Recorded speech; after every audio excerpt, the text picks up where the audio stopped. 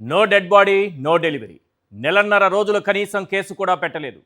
సాయికృష్ణను కొట్టి కొట్టి టార్చర్ పెట్టి చంపిన కేసులో కేవలం ఒక్కడే నిందితుడని మభ్యపెడుతున్నారు. చివరకు జూన్ 15న హైకోర్టు కూడా వాస్తవాలు చెప్పకుండా దాచేశారు. ఇదంతా సిపి రాజశేఖర్ బాబుకు తెలియకుండా జరిగిందంటే మనమంతా నమ్మాలట.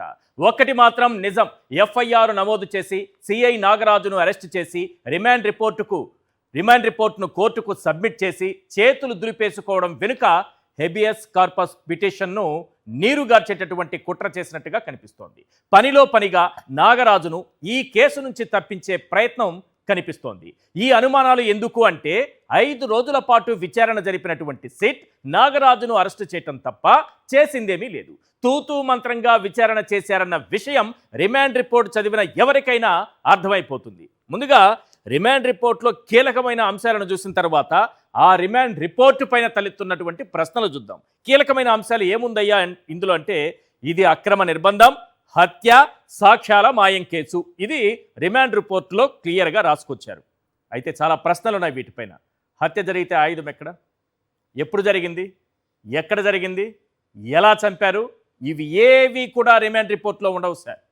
జస్ట్ ఏముంటుంది ఇక్కడ, అక్రమ నిర్బంధం, హత్య, సాక్ష్యాల మాయం కేసు అని పెట్టేశారు. మార్కాపురం నుంచి తీసుకొచ్చి కృష్ణలంక పిఎస్లో సిఐ నాగరాజుకు అప్పగించారట. ఏది రిమాండ్ రిపోర్ట్ని నేను చదువుతున్నా. సాయికృష్ణపై నాన్ బెయిలబుల్ వారెంట్ ఉన్నా కోర్టులో హాజరుపరచలేదు. ఇది అసలైన పాయింట్. సాయికృష్ణ తల్లి అతడిని లాకప్లో చూసినట్టు వాంగ్మూలం ఇచ్చారు. ఒక ఎస్ఐ కృష్ణలంక పిఎస్లో సాయికృష్ణను చూసినట్టు సాక్ష్యం చెప్పారు. అసలు కృష్ణలంక పిఎస్లో సిఐ నాగరాజు తప్ప ఎవరూ ఉండరేమో, ఎవరో చూడలేదేమో. ఒక ఎస్ఐ సాక్ష్యం చెప్పారంట.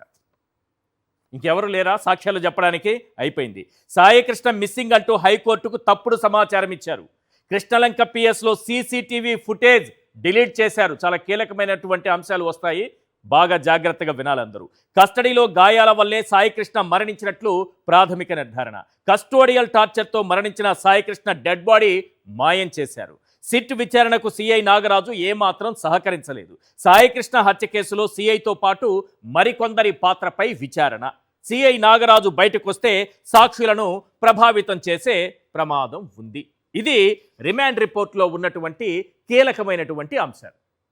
ఇప్పుడు ఈ రిమాండ్ రిపోర్ట్ ఎవరిని కాపాడడానికి, ఎవరి పేర్లు బయటకు రాకుండా జాగ్రత్త పడ్డారో అని చెప్పటానికి ఒక సాక్ష్యంగా ఈ రిమాండ్ రిపోర్ట్ మనకు కనిపిస్తోంది. ఎందుకంటే ఇప్పుడు కొన్ని కీలకమైనటువంటి ప్రశ్నలు మన ముందున్నాయి.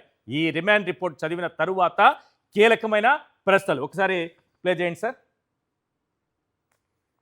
ఎస్, సాయికృష్ణ హత్య నిజమంటున్న సిట్ మనకు చెప్పారు కదా, ఏమన్నారు, అక్రమ నిర్బంధం, హత్య, సాక్ష్యాల మాయం కేసు అన్నారు కదా. మరి డెడ్ బాడీని కనిపెట్టే ప్రయత్నం ఎందుకు చేయలేదు? డెడ్ బాడీని ఎందుకు కనిపెట్టలేదు? ఎప్పటికీ కనిపెట్టలేకపోవచ్చు. క్లియర్గా నోట్ చేసి పెట్టుకోండి ఈ పాయింట్. నెక్స్ట్, ఎప్పుడు, ఎక్కడ, ఎలా, ఏ సమయంలో, ఎక్కడ, ఏ విధంగా చంపారు? ఇది సమయం కావాలి, ఆ ప్లేస్ కావాలి, ఏ విధంగా చంపారనే విషయం కూడా కావాలి. అందులో ఎక్కడా కూడా కస్టోడియల్ టార్చర్ గురించి మాత్రమే రాశారు, కానీ ఎప్పుడు జరిగింది, ఎలా జరిగింది, ఎవరెవరు పాల్గొన్నారు, ఎలా కొట్టారు, ఏ అంశం కూడా అందులో లేదు. చంపేశారన్నది రిమాండ్ రిపోర్టులో ఎందుకు లేదు? హోటల్, ఆసుపత్రి, బస్ స్టాండ్, శ్మశానంలో ఏం జరిగిందన్న దానిపై సిట్ విచారణ జరపలేదా అంటే జరపలేదు. ఇన్ని అనుమానాలు ఉన్నాయి కదా. బస్ స్టాండ్కి వెళ్ళారా, అక్కడ ప్లాట్ఫామ్ నెంబర్ 42 or 47 ఈ రెండిట్లో ఏదో ఉంది. సరే, అక్కడేమైనా విచారణ చేశారా? హాస్పిటల్కి తీసుకెళ్లారంట సాయికృష్ణని వైద్యం కోసం, అక్కడేమైనా చేశారా? మరి శ్మశాన వాటికలో ఏం విచారణ చేశారు? రికార్డులు ఏం చూశారు? మనకు అక్కడ సీసీటీవీ ఫుటేజ్ లేకపోతే, హోటల్లో లేకపోతే, హోటల్ బయట ప్రైవేటుగా చాలా కనిపిస్తాయి. మరి వాటన్నిటిని చూసారా? అన్నిటిని వెరిఫై చేశారా? ప్రతి సీసీటీవీ ఫుటేజ్ తెప్పించుకున్నారా? ఇవి అనుమానాలు. ఆ 4 ప్రాంతాల్లోని సీసీటీవీ ఫుటేజ్ సేకరించడంపై సిట్ అధికారులు ఎందుకు దృష్టి పెట్టలేదు? స్వర్గపురి శ్మశాన వాటికలో రిజిస్టర్లు, మృతదేహం అవశేషాల గురించి ఎందుకు రిమాండ్ రిపోర్ట్లో ప్రస్తావించలేదు? నెక్స్ట్, కృష్ణలంక పిఎస్లో సీసీటీవీ ఫుటేజ్ డిలీట్ అయితే దాని బ్యాకప్ స్వాధీనంలో ఎందుకు ఇంత తాత్సారం? సింపుల్ కదా. ఇప్పుడు మనకున్నటువంటి టెక్నాలజీతో, అందులో హైటెక్ సీఎం ఉన్నటువంటి రాష్ట్రంలో మరి ఎందుకు ఇంత తాత్సారం? 5 రోజుల పాటు సమయం ఉన్నా హత్య కోణంలో విచారణ జరుపుతున్నప్పుడు ఈ క్రైమ్ వెనుక మోటివ్ ఏంటో ఎందుకు చెప్పలేదు? ఫలానా కారణంతో ఈ హత్య జరిగింది. ఏ హత్య జరిగినా పోలీసులు ముందుగా మోటివ్ ఏంటో కనుగొంటారు. ఎందుకు చంపి ఉంటారు అనేది. అది ఎక్కడైనా సరే రిమాండ్ రిపోర్ట్లో ప్రస్తావించారా? అది లేకుండా హత్య జరిగిందంటే ఎందుకు హత్య జరుగుతుంది? ఆ హత్య జరగడానికి కారణం ఏంటో తెలియాలి కదా, ఆ మోటివ్ ఏంటో తెలియాలి కదా. అది మాత్రం ఎక్కడా ఈ రిమాండ్ రిపోర్ట్లో ప్రస్తావించలేదు. సిఐ నాగరాజు ఒక్కడనే దోషిగా చూపించి పోలీస్ డిపార్ట్మెంట్లో పెద్ద తలకాయలను తప్పిస్తున్నారా? టాస్క్ ఫోర్స్ ఇన్వాల్వ్మెంట్ ఎందుకు వచ్చింది అసలు? ఒకవేళ వచ్చింది, ఈ కేసు నుంచి వారిని కాపాడుతున్నటువంటి అదృశ్య శక్తి ఎవరు? టాస్క్ ఫోర్స్ వాళ్ళని ఎవరినైనా సరే ఇందులో అరెస్ట్ చేశారా? లేదు. ఆ ల్యాండ్ డీల్ వ్యవహారమే హత్యకు కారణమైందా అన్న కోణంలో దర్యాప్తు ఎందుకు చేయలేదు? ఇప్పుడు నిన్నటి నుంచి ఈ రిమాండ్ రిపోర్ట్ వచ్చినప్పటి నుంచి నేను కొన్ని ప్రశ్నలు, కొన్ని పాయింట్లు చెబుతూనే ఉన్నా. ఈ రిమాండ్ రిపోర్టు చూస్తే కొందరిని కాపాడే ప్రయత్నం జరుగుతోంది. దీని వెనుక, ఈ హత్య వెనుక ఉన్న వారిని కాపాడే ప్రయత్నం జరుగుతోంది.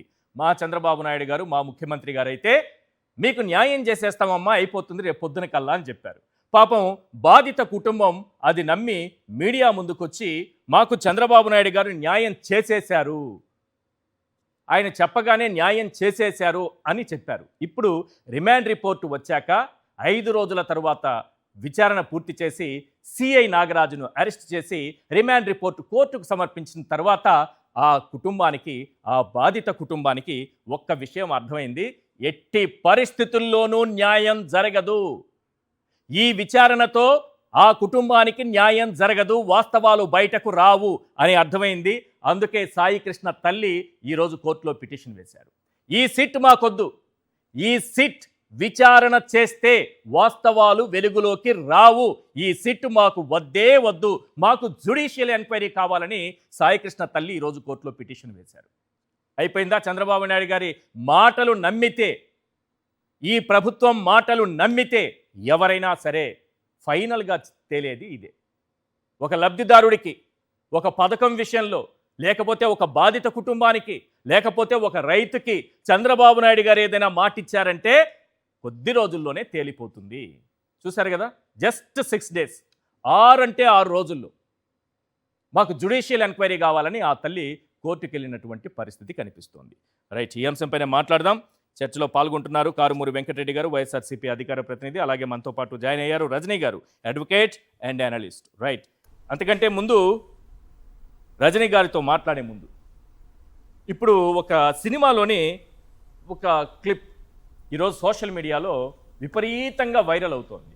ఎందుకంటే ప్రతి సామాన్యుడి మదిలో మెదులుతున్న ప్రశ్న అదే. ఏంది? ఈరోజు మనం ఆ రిమాండ్ రిపోర్ట్ చూశాక అందరికీ, ప్రతి ఒక్కరికి, సామాన్యుడికి కూడా అర్థమవుతున్నది, ఆలోచనలోకి పరుగులు పెట్టిస్తున్నది ఒక అంశం. అదేంటంటే అసలు డెడ్ బాడీ లేకుండా ఈ కేసుని ఎలా నడిపిస్తారు? డెడ్ బాడీ ఎక్కడ? దాని గురించి ఎక్కడా రాయలేదు, ఏమీ రాయలేదు. ఇలాంటిదే ఒక సినిమాలో ఒక సీన్ ఉంది. ఒక్కసారి ఆ సీన్ చూపిస్తాను, చూడండి. అది వైరల్ అవుతోంది, ఆ వీడియో ఒకసారి ప్లే చేయండి. రైట్, రజనీ గారు, సాయికృష్ణ హత్య నిజమేనని సిట్టు కూడా చెబుతున్నట్టుగా మనకు కనిపిస్తోంది. కానీ డెడ్ బాడీని కనిపెట్టే ప్రయత్నం చేసినట్టుగా ఎక్కడా కనపడట్లేదు. ఎప్పుడు, ఎక్కడ, ఎలా సాయికృష్ణను చంపేశారన్నది రిమాండ్ రిపోర్ట్లో క్లారిటీ మిస్ అయినట్టుగా అనిపిస్తోంది. ఎలా చూడాలి? ఇది కేసు పైన ఎలాంటి ప్రభావం చూపిస్తుంది అనుకుంటున్నారు? సార్ నమస్తే సార్. ముఖ్యంగా ఈ రిమాండ్ రిపోర్టు ఆంధ్ర రాష్ట్రానికి సంబంధించినటువంటి ఏ పోలీస్ ఆఫీసరు రాయగలిగిన రిపోర్ట్ కాదు ఇది. అంటే ఇది ఒక అనుభవజ్ఞుడైనటువంటి సుప్రీం కోర్టులో కూడా ఎక్స్పెషల్ గా క్రిమినల్ కేసుల్లో ఈ లాకప్ డెత్ లో డీల్ చేయగల కేసులు అడ్వకేట్ ఆన్ రికార్డు కలిగిన వారు అరౌండ్ ఒక 10 మంది ఎక్స్పెషల్ గా మన ఆంధ్ర తెలంగాణలో చూస్తారు. అంటే మేబీ ఆన్ సిద్ధార్థ లుద్రా గారు, ముకుల్ రోహిత్కి గారు, అలాంటి అడ్వకేట్స్. ఎందుకంటే నాకు తెలంగాణ దిశ ఎన్కౌంటర్ కేసులో ఏదైతే సిపి సజ్జనార్ గారి తరపున ఉన్న అడ్వకేట్ ముకుల్ రోహిత్కి గారు, ఆయన చాలా గొప్పగా రాస్తారు రిమాండ్ రిపోర్ట్ లో, చాలా ఎక్స్పర్ట్. అందులో సిద్ధార్థ రుద్ర గారు, ఆయన ఎంత ఛార్జ్ చేస్తారో తెలియదు కానీ ఆ రిమాండ్ రిపోర్ట్ రాసినప్పుడు మాత్రం ఈజీగా అవతల వాడు ఏ కారణాల వల్ల తప్పించుకోవచ్చు, కేసు 10 సంవత్సరాల తర్వాత కూడా ఈ గ్రౌండ్స్ మీద మీరు ఆర్గ్యూ చేయండి, ఈ గ్రౌండ్స్ మీద ఆర్గ్యూ చేయండి, కేసు పోతుంది అని చెప్పి ముందే మాట్లాడేసుకుంటారు. దానికి తగ్గట్టుగా కేసు క్లియర్ అయిపోతుంది. ఇప్పుడు ఏదైతే బాధితురాలి తల్లి ఎవరైతే ఉన్నారో ఆవిడ సిఐ నాగరాజ్ గారు కొడుతున్నారు, పైనుంచి శబ్దాలు వినపడి నేను పైకి వెళ్ళాను, బిడ్డను చూసుకున్నాను, ఆయనే కొట్టి చంపేశారు, నా నా నా బిడ్డ డెడ్ బాడీని తగలబెట్టేసినారు, బూడ చేసినారు, ఇవన్నీ రాసినారు. కానీ ఎక్కడా కూడా బాడీ మిస్సింగ్, బాడీ అంటే డెడ్ బాడీ కాదండి, మ్యాన్ మిస్సింగ్ అనేదే ఉంది ఆ రిమాండ్ రిపోర్ట్ మొత్తంలో కూడా. అతను చంపినట్టుగా, అతను కొట్టినట్టుగా తల్లి చెప్పుతుందే గాని తల్లి చెప్పిన దానికి సాక్ష్యాలు లేవు. విచారణలో ఇది తేలిందన్నది కూడా లేదా? ఏమండి, విచారణలో 5 రోజుల పాటు విచారణ చేశారు మేడం, ఎఫ్ఐఆర్ నమోదైన తర్వాత నాగరాజ్ అరెస్ట్ వరకు. అందులో ఎక్కడా కూడా సాక్ష్యాలు అంటే తల్లి చెప్పిన విషయం కాకుండా వీళ్ళు సేకరించిన సాక్ష్యాలు, అతను చనిపోయాడు, చంపేశారు, డెడ్ బాడీ ఇలా అయింది అలా అయింది అన్న విషయం ఎక్కడా కనుగొనలేదా? 5 రోజుల్లో ఆ రిపోర్ట్లో కూడా లేదా? సార్ ఈ 5 రోజులు కాదు సార్, మీరు ఈ ప్రభుత్వం ఉండే 3 ఏళ్ళు టైం ఇచ్చినా కూడా అది ఎక్కడా కనుక్కోరు. సో కానీ కెమెరా లేదు కదా, కేసు పోతుందేమోనని భయపడాల్సిన పని లేదు.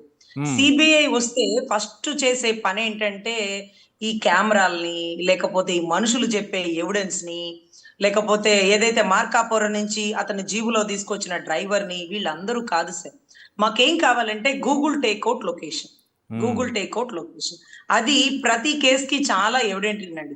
నాకు సిఐ నాగరాజ్ గారికి సంబంధించిన గూగుల్ టేక్అవుట్ లొకేషన్ కనుక నేను పెట్టుకుంటే నాగరాజ్ గారు కానిచూపు మేరలో ఇన్ని మీటర్లో ఉండే ప్రతి ఫోను వచ్చేస్తుంది. అది ఆ ఏరియాకి సంబంధించిన ఎంపీ అయినా, ఆ ఏరియాకి సంబంధించిన ఎమ్మెల్యే అయినా, ఇన్ఛార్జీలు అయినా సరే, వాళ్ళ నెంబర్లు పలానా 19వ తారీఖు రాత్రి 2ంటికి ఈ 5 ఫోన్లు అతని దగ్గర ఉన్నాయి. ఈ 5 ఫోన్లు ఎందుకుంటాయి? 5 ఫోన్ల పర్సన్స్ ఉంటారు. సో గూగుల్ టేక్అవుట్ లొకేషన్ ఎవరు ఇంట్రాగేషన్ చేయొచ్చు అంటే ఓన్లీ ఫర్ సిబిఐ వల్ల సాధ్యం అవుతుంది. సో ఆ సిబిఐ ఇన్వాల్వ్ చేస్తే తప్ప ఈ కేసు అవదు. ఇంకొకటి ఏంటంటే ఏదైతే సిఐ నాగరాజు గారు, మీరు ఇందాక కేసులో సాక్ష్యాలు జాగ్రత్త ఇవన్నీ కాదు సార్, సిఐ నాగరాజు గారు జాగ్రత్తగా ఉండాలని మనస్ఫూర్తిగా కోరుకుంటున్నాను. అదేంటి ఇంకొక విషయం, ఆయన ఎందుకు జాగ్రత్తగా ఉండరు? అరెస్ట్ అయ్యారు కదా, ఇప్పుడు కస్టడీలో ఉన్నారు కదా, కస్టడీలో ఉన్నారు, బట్ పోలీస్ అంటే జైల్లోంచి ఆయన్ని మళ్ళీ పోలీస్ కస్టడీకి తెచ్చుకుంటున్నారు. ఎందుకంటే ఏమో సార్ చెప్పలేకపోతున్నాం, ఈ మధ్య నేరగాడు కూడా అవమానంతో ఆత్మహత్యలు చేసేసుకుంటున్న పరిస్థితి మొన్న మధ్య మేడం ఏదైతే హోమ్ మినిస్టర్ గారు చెప్తున్నారు. అదేంటండి, వాళ్ళు ఆత్మహత్య చేసుకోకూడదా? మనం ఏం చేస్తాం? అతను నేరగాడని బాధింపబడి అవమానంతో జీవులోంచి దూకి సూసైడ్ చేసుకున్నాడు. యూరిన్ కెళ్ళి చెరువులో పడి అవమానంతో అంటే నిందితుడు కదా అని సూసైడ్ చేసుకునే అవకాశాలు ఉండొచ్చు. ఇంకొకటి చాలా ఇంపార్టెంట్ పాయింట్ ఏంటంటే, నేరగాడు గాని అనుమానితుడు గాని కేసులో ఉన్న వ్యక్తుల్ని గాని ఎవ్వరూ కలవనే కూడదు. ఇప్పుడు ఫర్ సపోజ్ మాజీ ముఖ్యమంత్రి గారు కలిసినారు, ఎక్కడికి వెళ్ళి కలిసినారు? వాళ్ళ ఇంటికి వెళ్ళి ప్రెస్ మీట్ పెట్టి ఇలా జరిగింది అలా జరిగింది అన్నారు. కానీ గౌరవ అనుభవజ్ఞుడైనటువంటి ముఖ్యమంత్రి వర్యులు వారిని కలవడం ఈ కేసుకి చాలా ఇంపార్టెంట్ పాయింట్. ఎందుకంటే నాకు అనుమానం అనిపిస్తుంది, అతను కలవడం వల్ల ఏదో జరిగింది అని నాకు అనుమానం అనిపిస్తుంది. గూగుల్ టేక్అవుట్ లొకేషన్ ప్రకారం లోపల ఏం జరిగిందో నాకు తెలియాలా? సీఎం గారు వాళ్ళతో ఏం మాట్లాడారో వారు చెప్పలేరు, చెప్పుకోలేని పరిస్థితులు.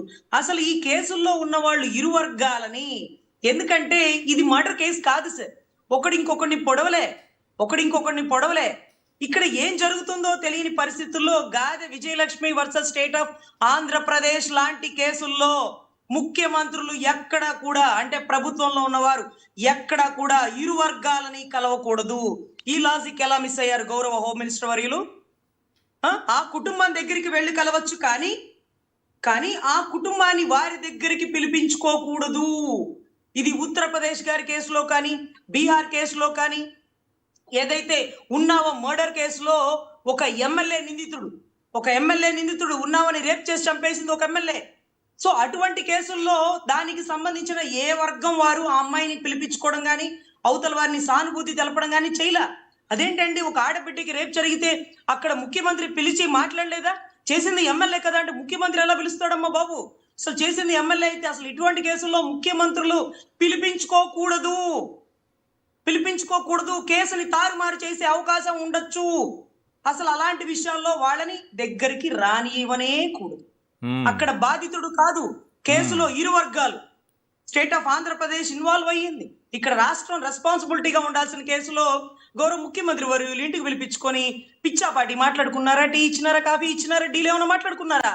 ఇలా పలు అనుమానాలు వస్తాయి కాబట్టి వారు అసలు పిలిపించుకోనే కూడదు. కానీ మాజీ ముఖ్యమంత్రి వాళ్ళ ఇంటికి వెళ్ళి కలిసినారని ఏం చేయాలో అర్థం కాని కంగారులో చేతులు పట్టుకోబోయి ఆకులు పట్టుకున్నారు, ఏదో అంటారు చూడండి, చేతులు కాలేక ఆకులు పట్టుకున్నట్టుగా అప్పటికప్పుడు పోయి వాళ్ళని పిలిపించుకొని మాట్లాడు. ఆ రోజు ఎవరెవరు వచ్చారు, వాళ్ళ గూగుల్ టేక్అవుట్ లొకేషన్ ఏంటి, వాళ్ళు అంతకు ముందు ఎవరెవరితో మాట్లాడారు, ఇన్సిడెంట్ జరిగిన దగ్గర నుంచి స్టేషన్ లో ఉండే ప్రతి కానిస్టేబుల్ తో సహా వాళ్ళ ఫోన్లు ట్యాప్ చేస్తే గూగుల్ టేక్అవుట్లు తీస్తే కానిస్టేబుల్ తో ఎవరెవరు మాట్లాడినారు, సిఐతో ఎవరెవరు మాట్లాడినారు, ఆ సిపి గారితో ఎవరు మాట్లాడినారు, దామోదర్ గారితో ఎవరు మాట్లాడినారు, ఇవన్నీ కూడా బయటకు వస్తాయి సార్, బయటకు వస్తాయి. సో అసలు ఇంత చిన్న లాజిక్ ని ఎలా మిస్ అయినారు మీరు రెండో కేసుని తీసుకొస్తున్నట్టుగా ఉంది. సాయి కృష్ణతో ఒక కేసు, ముఖ్యమంత్రి గారు ఆ కుటుంబాన్ని పిలిపించి మాట్లాడుకోవడం అనేది రెండో కేసుగా కనిపిస్తుంది నాకు. సార్ అది అసలు చాలా పెద్ద క్రైమ్ సార్. అక్కడ ఒక అమ్మాయిని రేప్ చేస్తే ఆయన పోయి ఆ బాధిత కుటుంబాన్ని పలకరించవచ్చు, ఎందుకంటే చేసింది అబ్బాయి కాబట్టి. ఇక్కడ చేసింది అబ్బాయి కాదు, ఆంధ్రప్రదేశ్ చేసింది. ఇక్కడ స్టేట్ ఆఫ్ ఆంధ్రప్రదేశ్ అని రిప్రజెంట్ చేస్తుంది అక్కడికి హైకోర్టులో కేసు. ఆయన ఎలా పిలిచి మాట్లాడతాడు? ఎక్సలెంట్. ఆయన ఏం మాట్లాడినాడు? మాకు చాలా అనుమానాలు ఉన్నాయని కూడా అంటారు. అసలు ఉత్తరప్రదేశ్ బీహార్ కేసుల్లో ఎప్పుడు కూడా కలవలేదండి, అలా కలవకూడదని కూడా చెప్పారండి. అందుకనే ఇంత పెద్ద ఇన్ఫర్మేషన్ ని నేను సాక్షి మీడియా ద్వారా గౌరవ పోలీస్ శాఖలకి అందిస్తున్నాను. మీకు బాగా తెలుసు మీరు ఎవరు సలహా ఇచ్చినారు. కంగారులో సార్ ఈ మాజీ ముఖ్యమంత్రి వచ్చి ప్రెస్ మీట్ పెట్టి అల్లరి చేసేస్తుంటే ఏం చేయాలో అర్థం కాని పరిస్థితుల్లో, గతి లేని పరిస్థితుల్లో పిలిపించుకున్నాడు. కానీ అలా పిలిపించుకోకూడదు, తప్పు. మాజీ ముఖ్యమంత్రికి ఉండే అనుభవంతో అక్కడికి వెళ్ళి గెలిచినారు, వాళ్ళేం పిలిపించుకోలే, అలా పిలిపించుకోకూడదు. మీరు కూడా హోమ్ మినిస్టర్ గారిని పంపించి ఉండాల్సింది. మీరు ఇన్వాల్వ్ అవ్వకూడదు. ఒకవేళ మాజీ ముఖ్యమంత్రి తన ఇంటికి పిలిపించుకున్నా అది పెద్ద ఇష్యూ కాకపోవచ్చు, ఎందుకంటే ఇక్కడ Vijayalakshmi versus state of Andhra Pradesh.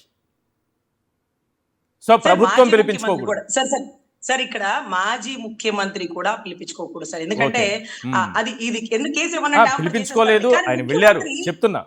Sir ముఖ్యమంత్రి అస్సలే పిలిపించుకోకూడదు సార్. ఆంధ్రప్రదేశే ఆయనే ఆంధ్రప్రదేశ్, అమరావతి ఆయనే అమరావతి.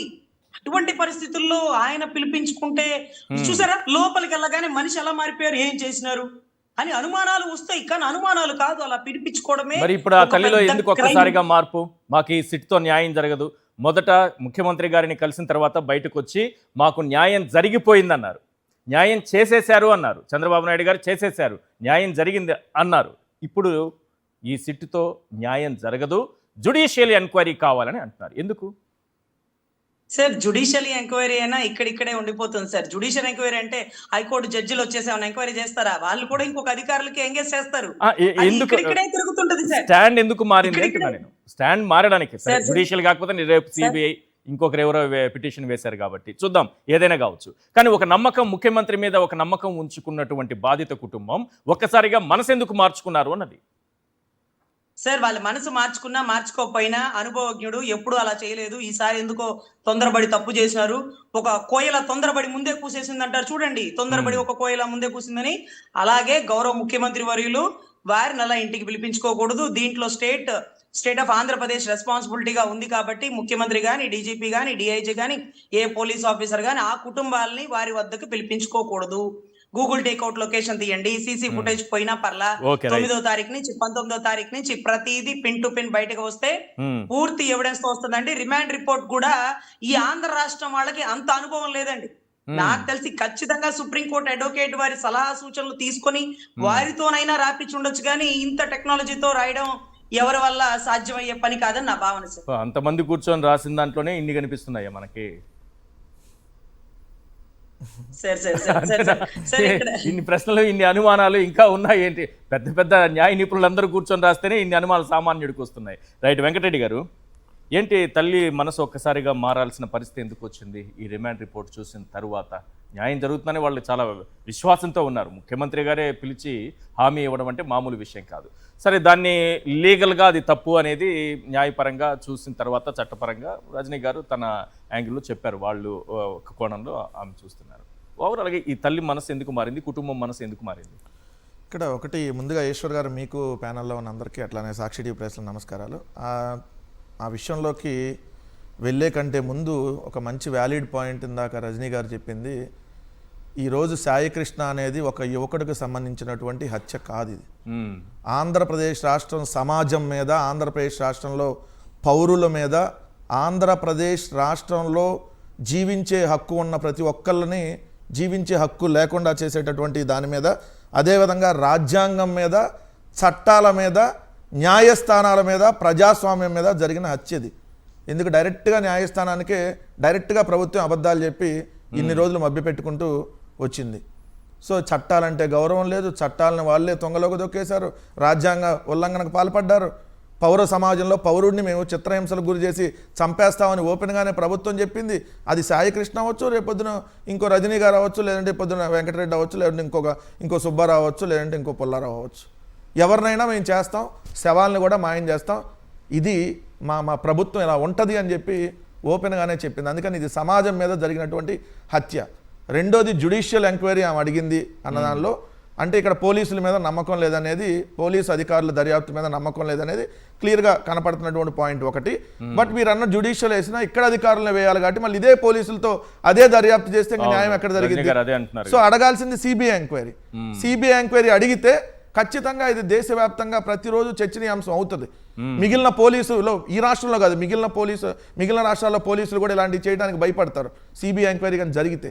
సో అందుకనే సిబిఐ ఎంక్వైరీ ఇది ఈరోజు భారతదేశంలో మిగిలిన రాష్ట్రాలకు కూడా ఈ కేసు ఒక ఇండికేషన్ కావాలి. ఇలాంటి పోలీసులు చేస్తే ఎక్కడైతే మదురైలో పడినట్టు ఉరిశిక్ష మళ్ళీ పడుతుంది, అతి త్వరగా పడుతుంది, అన్ని సంవత్సరాలు డ్రాగ్ కాకుండా అనేది జరిగితే అప్పుడు ఇంకొక పోలీసులను అడ్డం పెట్టుకొని ఈ పోలీసు బాసులో లేదంటే వాళ్ళకి పైన ఉన్నటువంటి పొలిటికల్ బాసులో ఇలాంటివి చేయించకుండా ఉంటారు.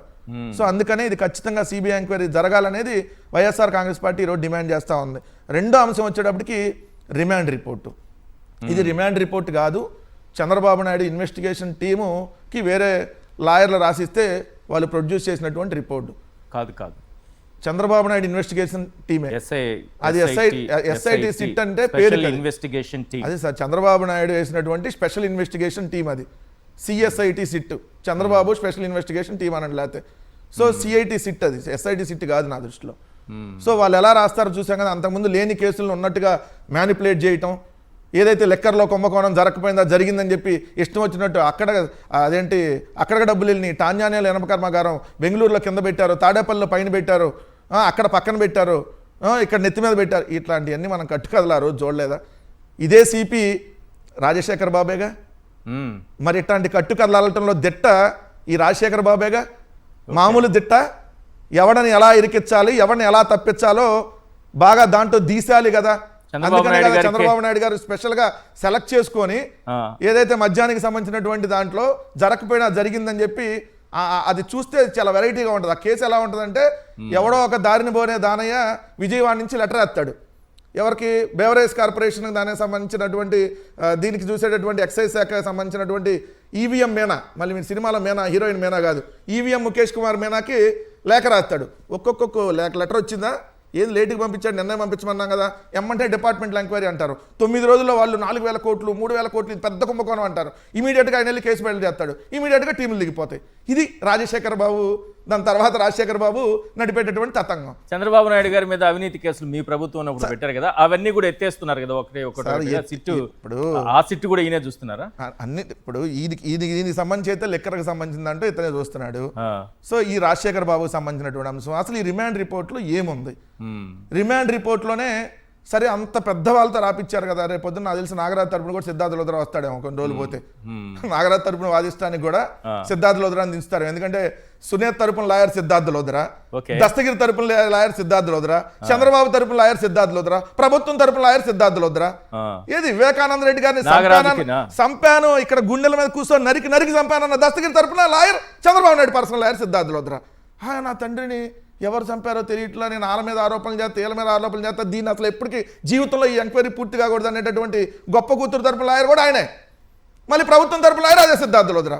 చంద్రబాబుకి అత్యంత పర్సనల్ లాయరే ఆయన. మరి ఇప్పుడు రాజశేఖర్ బాబు మరి పిలిపిస్తారు ఆయన కూడా కొన్ని రోజులు పోతే, ఎందుకంటే ఇప్పుడైతే మళ్ళీ వివాదం జరిగింది కదా, చూడాలి మళ్ళీ భవిష్యత్తులో. రెండోది రిమాండ్ రిపోర్ట్ చూస్తే సార్, నాకు ఈ రిమాండ్ రిపోర్ట్లో వాళ్ళు ఇది లాకప్ డెత్, ఇది చంపేశారని తీర్మానం చేసి రిమాండ్ రిపోర్ట్లో పెట్టారు. చంపితే ఎప్పుడు చంపారు, 8వ తారీఖు చంపారా, మే 9 చంపారా, మే 20 చంపారా, మే 23 చంపారా, జూన్ 1 చంపారా, ఎప్పుడు చంపారు? Point number 1. ఎలా చంపారు? Point number 2. ఎవరెవరు కలిసి చంపారు? Point number 3. పాయింట్ నెంబర్ 4, ఏ మోటివ్తో చంపారు? పాయింట్ నెంబర్ 5, చంపినాక అసలు ఎవరికి ఇన్ఫార్మ్ చేశారు, ఎక్కడికి తీసుకెళ్లారు, డెడ్ బాడీ ఎక్కడ, కాల్ చేస్తే ఎక్కడ కాల్చారు, అసలు చచ్చిపోయినాక మీ దగ్గర ఎవిడెన్స్ ఏంది చంపేసినట్టుగా? ఏ ఎవిడెన్స్ దాంట్లో రాయకుండా రిమాండ్ రిపోర్ట్లో చంపేశారని కన్ఫైన్ చేసేసారంటే ముందే ఎఫ్ఐఆర్ దాని ప్రకారం కట్టారు. అంటే చంపేశారని ఎఫ్ఐఆర్ కట్టింది కూడా అందుకనే. మిస్సింగ్ కేసుగా ఎఫ్ఐఆర్ కట్లా, చంపేశారు, హత్య కేసుని ఎఫ్ఐఆర్ కట్టారు. రిమాండ్ రిపోర్ట్లో కూడా హత్య చేశాడని రాశారు.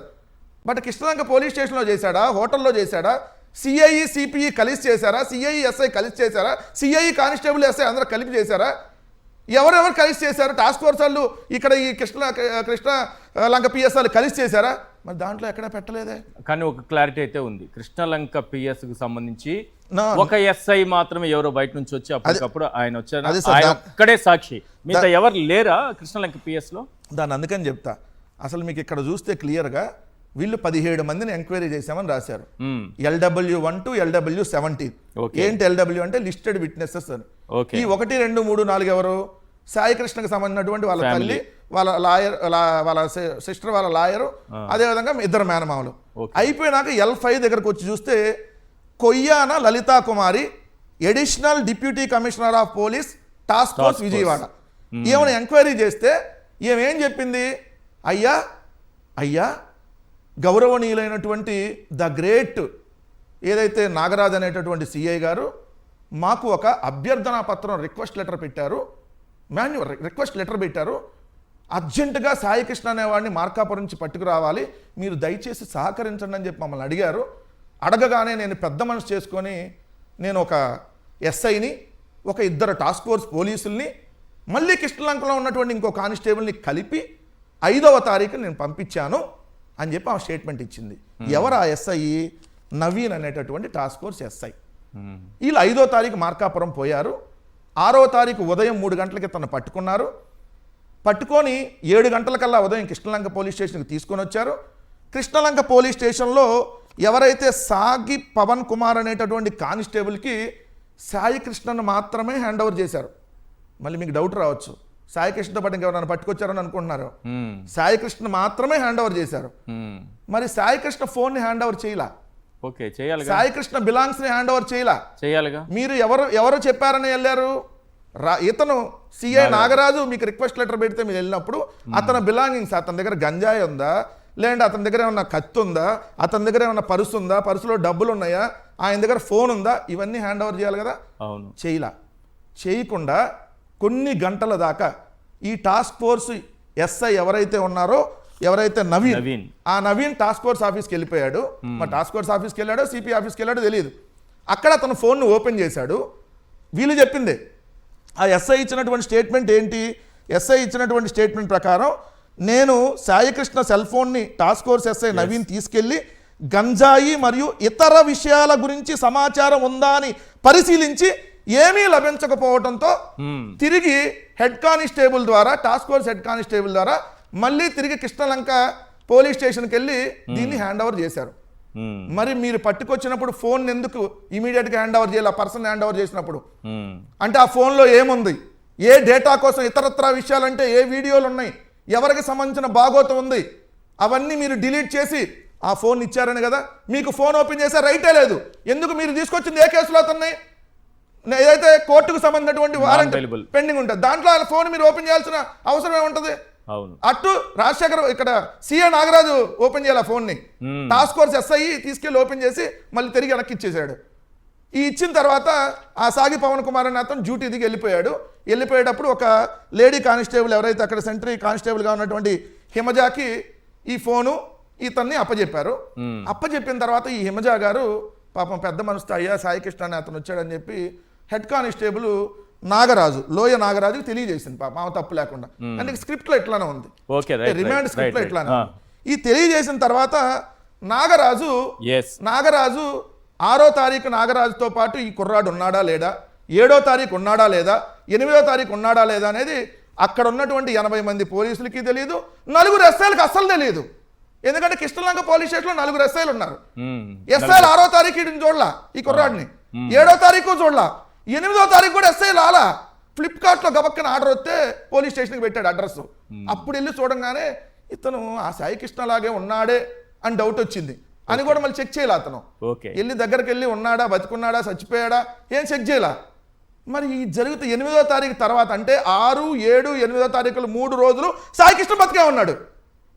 ఎందుకు 8 చూశానని చెబుతున్నాడుగా. అవును, శవం అయితే అక్కడ కంపు కొట్టింది కాబట్టి పెట్టరుగా, శవాన్ని అయితే ఆడ పోలీస్ స్టేషన్లో దాచిపెట్టుకోరుగా, వాసన వస్తుంది కదా. సార్ కూడా శవాల మధ్య ఉండరుగా, శవాన్ని మాయం చేస్తారు కానీ శవాల మధ్య అయితే ఉండరుగా. సో మరి ఏమైంది దాని తర్వాత, ఎప్పుడు చంపారు, ఎక్కడ చంపారు, ఒక్క ఆధారం కూడా ఎందుకు లేదు.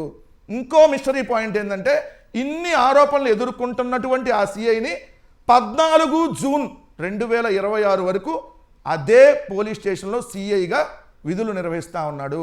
తల్లి ఆరోపణ చేసింది 2వ తారీఖు, అప్పటికి ఇంకా 12 రోజులు అదే స్టేషన్లో సీఏగా కొనసాగుతున్నాడు. ఈ కేసులో ఆరోపణలు ఎదుర్కొంటున్నటువంటి వాళ్ళు స్టిల్ డ్యూటీలో ఉన్నారు అదే కృష్ణలంక పోలీస్ స్టేషన్లో. ఒకరు 6 కానిస్టేబుల్ మాత్రం మిస్సింగ్ అంట. 6 కానిస్టేబుల్ ఎక్కడికి వెళ్ళారో తెలియదు. ఎవరు 6 కానిస్టేబుల్? మరి 3 IPSల బృందం దీన్ని విచారణ చేస్తుంది కదా. ఏమయ్యా, కనీసం ఒక్క చిన్న ఎవిడెన్స్ కూడా ఇప్పటి వరకు మీరు పట్టుకోలేదంటే అది కూడా ఏంటి సార్, సీసీ ఫుటేజ్ మాయమైందంట. సీసీ ఫుటేజ్ మాయమైతే బ్యాకప్ ఉంటుంది కదా. మరి వీటన్నిటికీ ఖచ్చితంగా ప్రజలకు కూడా అర్థం అవుతుంది ఇది పక్కా ప్లాన్డ్ మర్డర్, పొలిటికల్ అండ్ పోలీసులు కలిసి చేసింది. రైట్. సాయి కృష్ణ మిస్సింగ్ దగ్గర నుంచి మొదలుపెట్టి డెడ్ బాడీ మిస్సింగ్ దగ్గర ప్రస్తుతానికి కేసు కొనసాగుతుంది. ఈ డెడ్ బాడీ మిస్సింగ్ దగ్గరే ఆగిపోతే ఈ కేసు ఎటు కొట్టుకుపోతుంది? రజనీ గారు, డెడ్ బాడీ మిస్సింగ్ ఇక్కడ వరకు కేసు వస్తే ఏం జరుగుతుంది? డెడ్ బాడీ మిస్సింగ్ అనే దాన్ని కనిపెట్టలేక ఆ కేసుని ఆ కోణంలోనే నడిపించుకుంటూ పోతే ఏం జరుగుతుంది? మీకున్న అనుభవంతో చెప్పండి సార్. ఇక్కడ కాదంబరి జత్వాని గారి కేసులో మీకు గుర్తుండాలి, ఆవిడ మనోభావాలు దెబ్బతిన్నాయనో ఆమెని తీసుకొచ్చి ఇంట్రాగేషన్ చేసినారనే నిమిత్తంలో ముగ్గురు ఐపీఎస్ అధికారులు, అంటే అంతకంటే పెద్ద క్యాడర్ అధికారులు సస్పెండ్ అయిపోయారు. కింద చాలా మంది అయిపోయారు కూడా, అంటే విశాల్ గున్ని గారు, క్రాంతి రాంటాడ గారు, పిఎస్ఆర్ ఆంజనేయులు గారు. అదే మాదిరిగా గౌరవ రఘురామకృష్ణరాజు గారి కాళ్ళ మీద దెబ్బలు తగిలిని, పలానా వాళ్ళు కొట్టారు అంటూ ఏదైతే సునీల్ నాయక్ గారు, సునీల్ కుమార్ గారు, ఇంకా చాలా మంది అధికారులతో సహా ఈ రోజుకి కేసులో నడుస్తున్నారు, ఇంట్రాగేషన్ జరుగుతుంది. అంతే, ఆయనకి కాళ్ళ మీద దెబ్బలు తగిలిని, ఈవిడికి మనోభావాలు దెబ్బతిన్నాయి. ఈ రెండిటి కారణం. ఏకంగా ఇక్కడ లాకప్ డెత్ కేసులో ఒక సిఐని కస్టడీలోకి తీసుకోవడానికి కూడా మాజీ ముఖ్యమంత్రి వచ్చి మాట్లాడి ప్రెస్ మీట్ పెట్టి సిబిఐ ఎంక్వైరీ అడుగుతూ ఒక 5-6 అధికారులు కూడా ఈ కేసులో వాళ్ళ మీద కూడా విచారణ చేయాలి, వాళ్ళ మీద కూడా కేసు నమోదు చేయాలి, వాళ్ళని కూడా సస్పెండ్ చేసి వాళ్ళని కూడా అరెస్ట్ చేయాలి అన్నాక వాళ్ళందరూ కాదులే తూచంటూ ఒక వ్యక్తిని మాత్రమే లోపలేయడం అది ఎంత అధర్మం. ఈ రోజుకి ఒక కేసులో ముగ్గురు ఇంత పెద్ద అధికారులు అక్కడ ఈ రోజుకి కోర్టుల చుట్టూ తిరుగుతున్నారే. అక్కడ హైకోర్టులో పిటిషన్ నడుస్తుండగా ఎవరి మీద అయితే ఆరోపించారో వాళ్ళు కూడా ఆన్ డ్యూటీలో ఎలా ఉంటారు? హెవియస్ కార్పస్ పిటిషన్ నడుస్తున్నప్పుడు మాజీ ముఖ్యమంత్రి వచ్చే 2 రోజుల ముందు వరకు కూడా అతను ఆన్ డ్యూటీలోనే ఉన్నాడు. మనం ఎప్పుడో పిటిషన్ వేసినారు, హెవియస్ కార్పస్ పిటిషన్. అది వేయగానే ఆరోపణలు ఎదుర్కొంటున్న అధికారిని ముందు తాత్కాలికంగా నీ విధుల నుంచి నువ్వు ఆటంకపరుచు ఉంటూ ఆగిపోమని ఆర్డర్ ఇవ్వాలా. అలా కూడా ఇవ్వాల. కానీ అన్ని మీడియాల్లో బయటకు వచ్చేస్తుంటే వెంకటరెడ్డి గారు చెప్పినట్టు పలానా డేట్ లో వాళ్ళని అప్పుడు ఆగు అన్నారు. ఆగిన డేట్ తర్వాత 2-3 రోజుల్లో గౌరవ మాజీ ముఖ్యమంత్రి వర్యులు వచ్చి కలిసినారు. వీటన్నిటికంటే ముందు పటమటకి సంబంధించిన సోహెల్ అని మొన్న కూడా మనం మాట్లాడుకున్నాం. ఒక గంజాయి స్మగ్లర్ లేకపోతే డ్రగ్స్ స్మగ్లర్ ని కేరళ అతన్ని పట్టుకున్నారు. ఎంత కష్టపడి పట్టుకున్నారో ఈ పటమట పోలీసు వాళ్ళకి తెలియదు. దీనికోసం 18 నెలలు నిఘా పెట్టారు ఈగల్ టీం వాళ్ళు.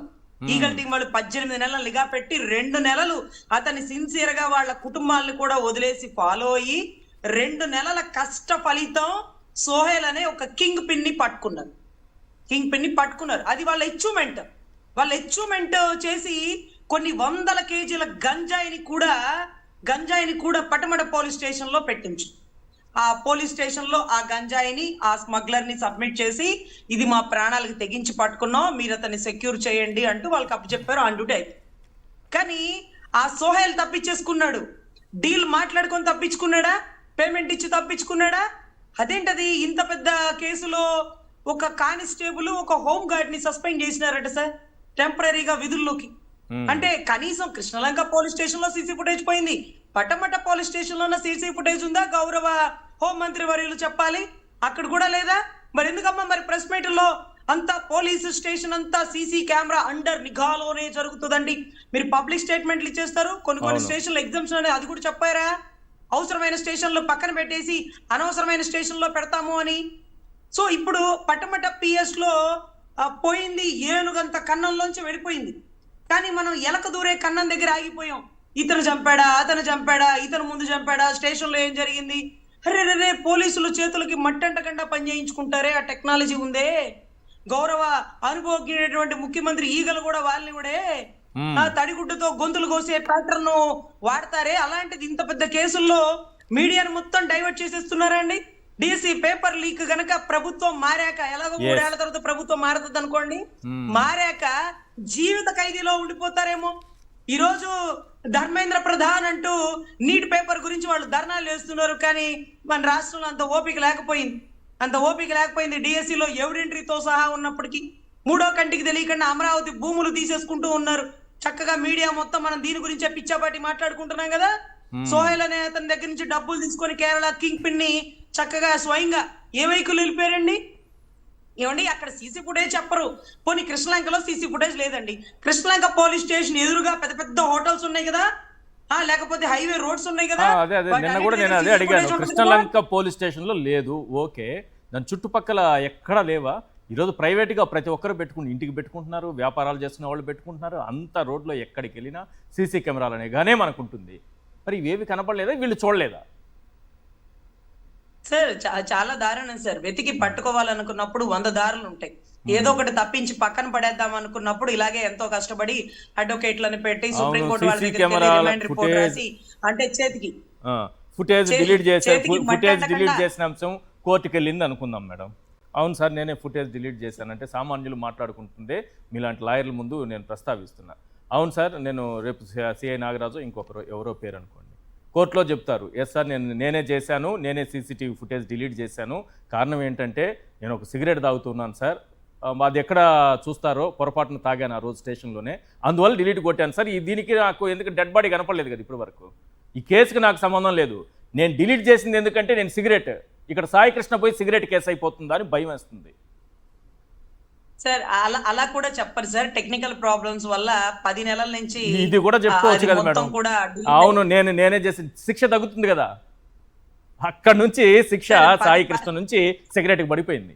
కానీ మీరు అడిగి చెబితే వైఎస్ఆర్సీపీ వాళ్ళు తీసేశారు ఆ ఫుటేజ్ అని చెబుతారు, ఉల్టా కేసు పెట్టినా పెడతారు. సార్ ఇక్కడ ఏదైతే ఆ సీసీ ఫుటేజ్ అనే దగ్గర ఆగిపోకుండా చక్కగా గూగుల్ టేక్అవుట్ తీసుకొని పట్టుకోవచ్చు, ఎదురుగా ఉండే సీసీ కెమెరాలు పట్టుకుంటారు.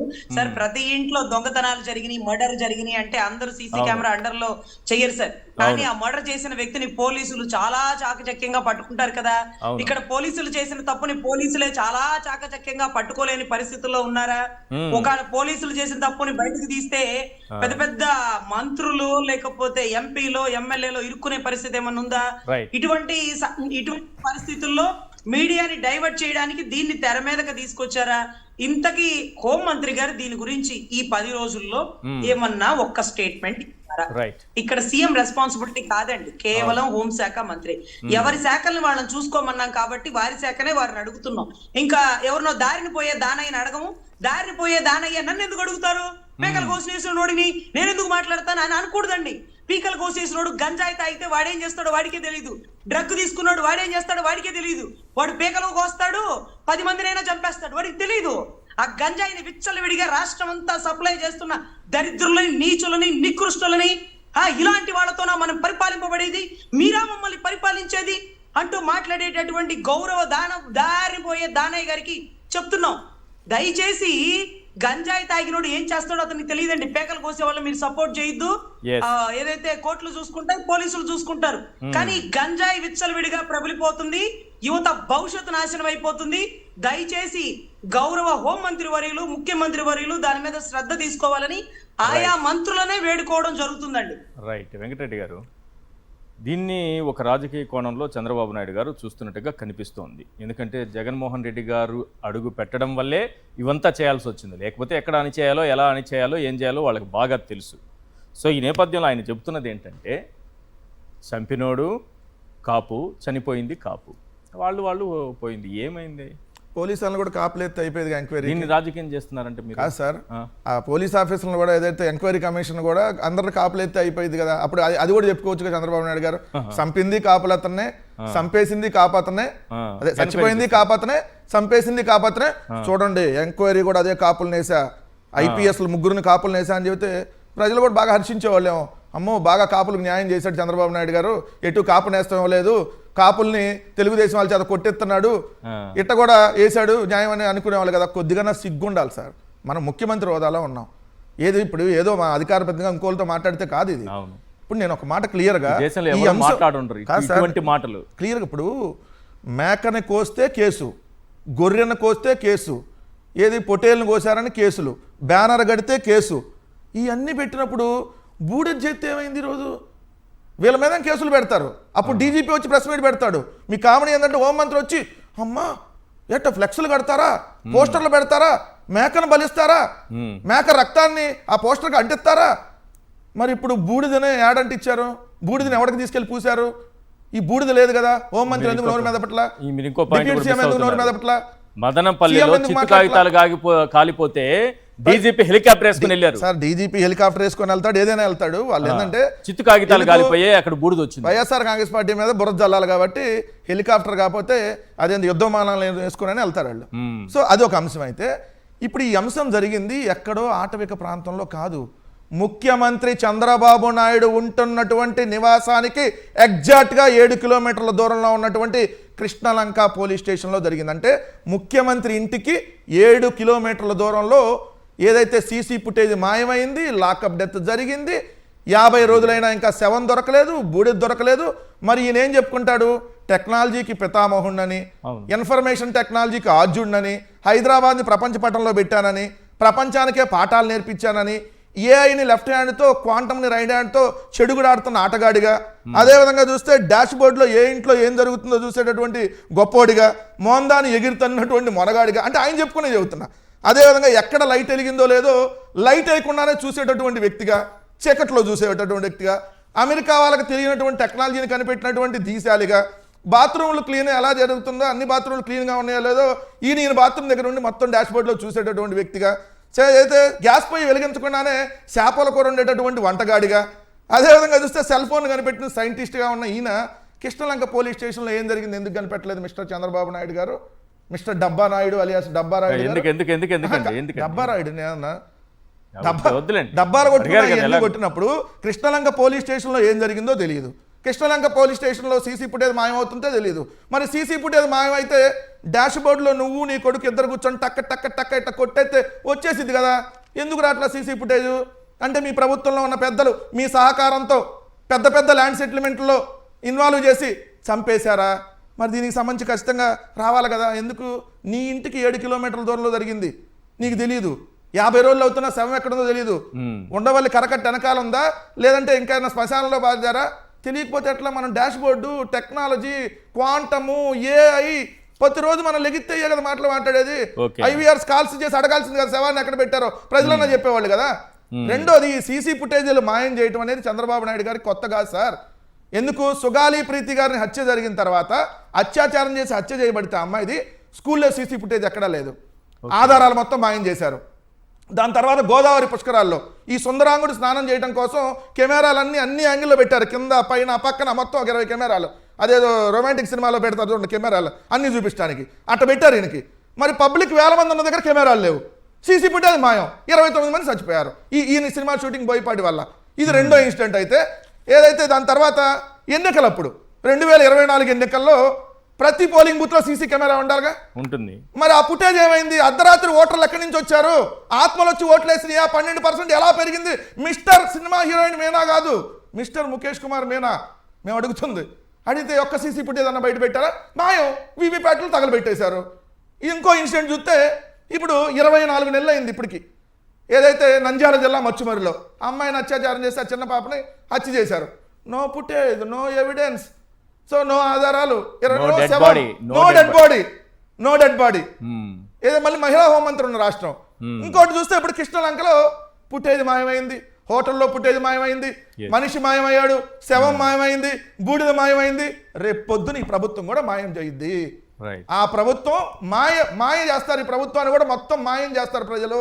ఎందుకంటే మీరు చేస్తున్నటువంటి అత్యంత దుర్మార్గమైనటువంటి హేయమైన చర్య, బూడిద కూడా లేకుండా చేస్తున్నటువంటి రాష్ట్రం, మనుషులను చంపేసి బూడిద కూడా దొరకకుండా చేస్తున్నటువంటి రాష్ట్రం. వాళ్ళు ఎవడో ట్వీట్ పెట్టాడంట సినిమా హీరోలానే ఉంటాడులే, ఏపీ ఇన్ సేఫ్ హ్యాండ్స్ అని పెట్టాడంట.